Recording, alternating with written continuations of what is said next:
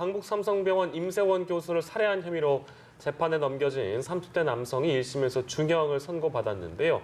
이 남성에 대한 심신미약이 인정돼 25년형이 선고됐습니다. 자세한 내용은 김성수 변호사와 함께 짚어보도록 하겠습니다. 어서 오십시오. 안녕하세요. 네, 검찰이 무기징역을 구형했었는데 25년을 선고했습니다. 역시 제가 앞서 언급한 대로 심신미약 때문인가요?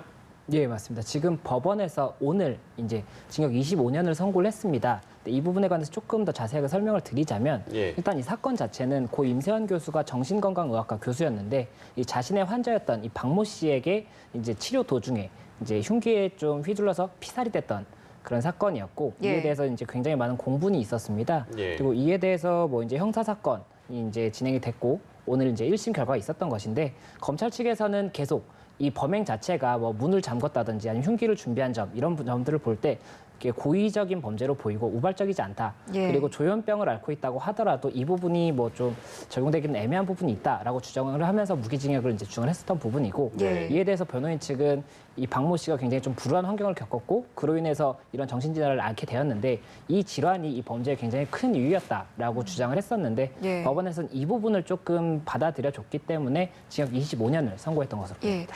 말씀해 주신 것처럼 이번 사건 같은 경우에는 이제 심신미약의 감경 요소로 반영이 된 거라고 볼 수가 있겠는데 최근에 워낙 이 심신미약 감형과 관련해서도 논란이 많기 때문에 이번 결과가 좀 앞으로의 재판에 어느 정도 영향을 미칠지도 짚어봐야 할 것 같습니다. 뭐 최근에 이 사건 외에도 심신미약이 좀 쟁점이 됐던 사건들이 굉장히 많았습니다. 뭐 김성수 PC방 살인 사건이라든지. 근데 그런 경우에 심신미약을 인정할지 여부는 당시의 상황을 가지고 판단을 했었고 굉장히 부인이 되는 경우도 많았었거든요. 그래서 이번 경우가 또 조금 더 오히려 최근의 트렌드에 비하면 이례적이지 않나 이런 이야기가 나오고 있고 또 지금 또 지난달 말에 진주 아파트에 또 조현병 환자 사건이 있었기 때문에 이런 부분들이 앞으로는 어떻게 또 정립이 돼갈지가 이야기가 계속 나오고 있고 이에 관해서 조현병 환자 뭐 이런 정신질환자들에 대해서 법을 또 새로 좀 정립을 할 예정이다라고 해서 그 부분도 조금 더 지켜봐야 될 것으로 봅니다. 네, 이번 이 임세원 교수 사건을 계기로 국회에서 임세원법이라고 하는 법이 처리가 됐다고 하는데 여기에 어떤 조항이 삭제가 되면서 실효성이 없다 이런 논란이 일고 있습니다. 이 상황은 어떤 상황인가요? 이게 임세원 교수 이 사건 이후로 이제 올해 1월부터 의료법 개정을 해야 된다는 이야기가 굉장히 많이 나왔고 뭐 여러 가지 법안들이 많이 좀 발의가 됐었는데 그 중에 이제 통과된 법에서는 뭐 이제 사전에 이런 좀 위험을 차단할 수 있는 그런 제도들을 조금 뒀고 그리고 이런 의사에게 위해를 가한 경우에 훨씬 더 강하게 처벌하는 규정을 두기는 하였습니다.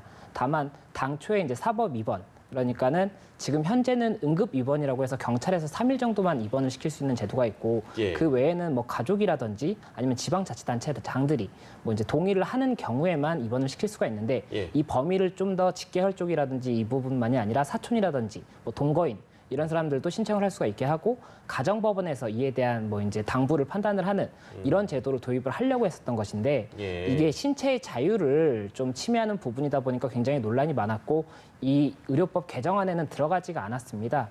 그렇다 보니까는 이 부분이 굉장히 좀 핵심적인 부분이었던 것인데 이것이 빠지면서 실효성이 없는 것이 아니냐라는 이야기가 나오고 있고 다만 최근에 또 조현병 환자들 뭐 이런 이슈가 계속 논란이 되면서 다시 한번 또 논의가 되고 있는 상황이어서 어떻게 될지는 조금 더 지켜봐야 될 것으로 보입니다. 아직까지는 그러면은 뭐 가정법원이 직권으로 입원을 시키는 거는 불가능하다 이런 말씀이시네요. 아직은 불가능하다. 알겠습니다. 임세원법 얘기까지 저희가 해봤고요. 주제를 좀 바꿔보도록 하겠습니다. 인천 송도의 시내 한복판에서 차량 충돌 사고가 발생했는데 초등학생 2명이 숨졌다고 하네요. 안타까운 사고인데요. 어떤 상황에서 발생했습니까? 이 지난 15일 오후 7시 38분에 이제 사고가 발생을 했습니다. 승합차 2대가 이제 충돌을 한 것인데 이 승합차 중에 한 대가 이제 체육 시설에서 운영하는 승합차였고 거기 안에 초등학생들이 이제 타고 있었는데 이 사고로 인해서 그중 2명이 사망에 이르렀고 나머지 뭐 학생들도 좀 많은 부상을 입은 상태여서 이에 관해서 어떻게 처리가 될 것인지 조금 이목이 집중되고 있는 사건입니다. 상황을 좀 들여다보니까 당시에 승합차를 몰았던 운전자가 코치 역할을 했던 분이 운전기사 역할을 같이 병행해서 한 것 같더라고요.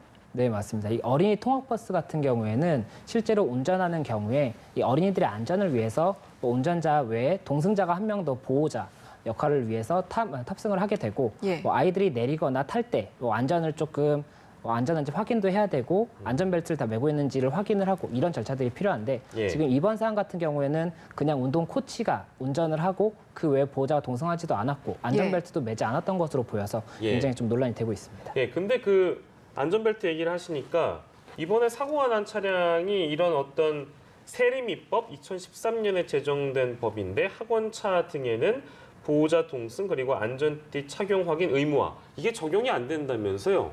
예, 이게 세리미법이라고 해서 도로교통법이 2013년에 있었던 그 사고 때문에 예. 이제 개정이 돼서 2015년에 시행이 됩니다. 네네. 그래서 어린이 통학버스 같은 경우에는 뭐 특정 뭐 교육시설이라든지 체육시설 같은 것을 운영하는 곳은 이런 뭐 통학버스에 대해서 면허를 한정 면허를 받아야 되고 네네. 그 경우에 방금 말씀드린 것과 같이 뭐 동승자가 탑승을 해서 아이들의 안전도 확인을 해야 되고 안전벨트를 매도록 해야 된다. 뭐 이런 부분들이 있었는데 이번 사건 같은 경우에는 그런 부분들이 지켜지지가 않은 데다가 신고 자체가 이 서비스업으로 돼 있었기 때문에 교육시설이나 체육시설업이 아니다 보니까 통학버스로 신고 자체가 안 됐고 예. 이에 대해서 법이 적용을 할 수가 없게 되는 것이 아니냐라는 이야기가 나오고 있는 상황입니다. 예. 예, 이 법에서 이 어린이 통학버스의 신고 대상을 한정을 했기 때문에 예. 오히려 서비스업인 이번 사안 같은 경우에는 오히려 사각지대가 되는 것이 아니냐라는 이야기가 나오고 있어서 이 부분에 관해서도 이번 사건을 계기로 해서 조금 더 좀 논의가 있지 않을까 싶습니다. 그러면 하나만 더 확인하면 그러니까 서비스업으로 등록해서 운영하는 경우에 만약에 저런 방식으로 이제 운용을 해왔다. 뒤에 뭐 아이들을 태우거나 혹은 학생들을 태우거나 사고가 나면 설령 안전벨트를 하지 않아서 사고가 나서 책임을 물어야 되면 그 아까 말씀하신 그 세리미법에 대한 적용을 받지 않는다는 말씀이시네요. 그러니까 세리미법이라는 것이 그 도로교통법 개정안인데 네네네. 그 중에 일부 조항들을 이야기를 하는 겁니다. 그렇군요. 그래서 그 해당 일부 조항들은 어린이 통학버스를 전제로 하는 이런 예. 조항들은 적용이 안 될 것으로 보이는데 다만 지금 현재 개정에 대해서 도로교통법상 어린이가 아니라고 하더라도 동승자들은 모두 다 안전벨트를 착용을 하게 돼 있거든요. 그래서 기본적으로요. 그 부분에 대해서 그 부분을 근거로 해서는 이제 착용을 할 수는 있는데 예. 그 부분을 위반한다고 하더라도 뭐 과태료나 뭐 벌금 이런 부분이 크지가 않습니다. 네네. 그리고 현재 지금 경찰에서는 일단은 이 운전자가 황색불에 좀 이렇게 진입을 했던 것으로 보이고 그로 인해서 사고가 난 것으로 보고 있기 때문에 교통사고 처리 특례법상 치상 또는 치사 혐의로 일단은 사건을 진행을 하고 있다고 알려져 있습니다. 네, 네. 알겠습니다. 이번 주제는 여기서 마무리를 짓고요. 마지막 주제로 넘어가 보도록 하겠습니다.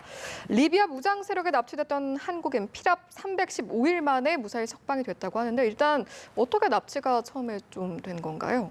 예, 이 남성이 그 리비아 쪽에서 이제 좀 공사 업무를 하는 이런 회사에 재직을 하고 있었습니다. 그런데 이 무장단체에 의해서 그 필리핀 3명과 필리핀인 3명과 우리나라 사람 이 주모 씨 한 명이 이렇게 피랍이 되었고 예. 이로 인해서 315일 동안 계속 이제 피랍이 돼 있던 상태였다가 최근에서야 이제 좀 석방이 되었다는 그런 예. 소식입니다. 납치한 무장 세력은 정확히 어떤 단체죠?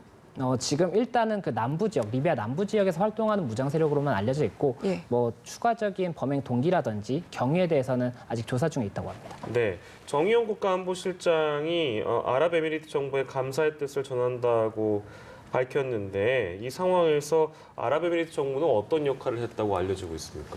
현재로서는 그 올해 2월 달에 예. 서울에서 이제 한국과 아랍에미레이트 간의 정상회담이 있었고 네. 그 당시에 모하메드 왕세자가 방문을 했었습니다. 예. 그리고 문재인 대통령이 모하메드 왕세자에게 그런 요청을 했다고 합니다. 이 피랍돼 있는 한국인에게 석방을 신경 써 달라고 했고 예. 그것에 대해서 이제 왕세제가 지원을 하겠다고 약속을 했는데 네. 그로 인해서 이 아랍에미레이트와 이 리비아 간의 이런 특수 관계에 의해서 조금 많은 석방에 도움이 됐던 것이 아닌가 이렇게 지금 알려져 있습니다. 예. 예. 이번 사안도 그렇지만 이런 납치 문제가 더 이상 발생하지 않기 위해서는 위험 지역에 체류 중인 우리 국민들에 대한 어떤 대책 마련도 필요할 것 같거든요. 예, 이번 피랍 사건 이후에 일단은 뭐 대한민국 정부에서는 리비아에 체류하고 있는 대한민국 국민들에 대해서는 이제 좀 복귀해 줄 것을 권고하고 여러 차례 좀 요청을 했었습니다. 예. 그리고 이 외에도 내란이 있는 뭐 내전이 있다거나 이런 경우에는 좀 관광 자체를 금지하거나 아니면 자제할 것을 권고를 하고 있어서 이 부분에 대해서 좀 국민들의 많은 좀 참여가 필요하지 않나 싶습니다. 예, 알겠습니다. 오늘은 그 내용까지 함께 해봤습니다. 오늘 이 시간은 김성수 변호사와 함께했습니다. 고맙습니다. 고맙습니다.